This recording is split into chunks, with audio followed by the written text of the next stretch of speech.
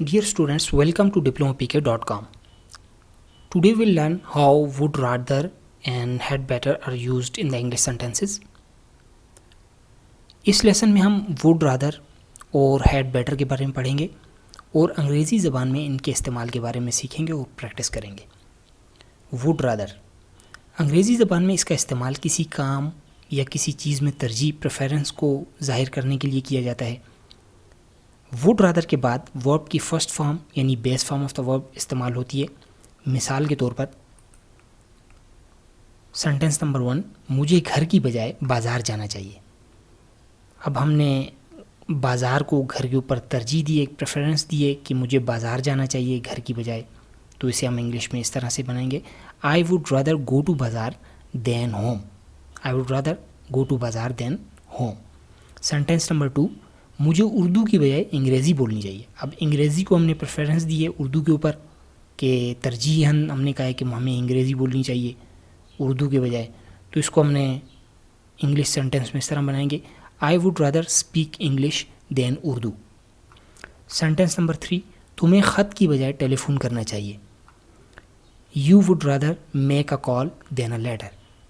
Sentence number 4, इन्हें काम के बजाय आराम करना चाहिए, यानी वो बहुत थके हुए हैं, उन्हें काम करने के बजाय आराम करना चाहिए. आराम को हमने काम के ऊपर प्रेफरेंस तरजीह दी है, तो उसे इंग्लिश में हम इस तरह से बनाएंगे, they would rather take rest than to do work. Had better इसका इस्तेमाल अंग्रेज़ी ज़बान में किसी काम के लिए मजबूत हिमायत स्ट्रॉन्ग रिकमेंडेशन के तौर पर किया जाता है. हैड बेटर के बाद भी वर्ब की फ़र्स्ट फॉर्म यानी बेस फॉर्म ऑफ वर्ब इस्तेमाल की जाती है. मिसाल के तौर पर बारिश लगने वाली है, मुझे घर जाना चाहिए. अब देखें, घर जाने के लिए एक रिकमेंडेशन ये है कि तेज़ बारिश यानी बारिश लगने वाली है, उससे बचने के लिए मुझे घर जाना चाहिए. बारिश लगने वाली है, मुझे घर जाना चाहिए. It is about to rain, बारिश लगने वाली है. It had better go home. It had better go home. देखें, बेटर हैड बेटर के बाद हमने first form base form of the verb इस्तेमाल किए, go. It had better go home. Sentence number 2, तुम थके हुए हो, तुम्हें आराम करना चाहिए. You are tired, you had better take rest.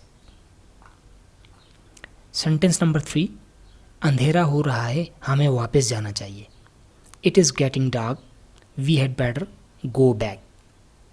Sentence number 4, वक्त कम है, इसे मेहनत करनी चाहिए. Time is short, he had better work hard.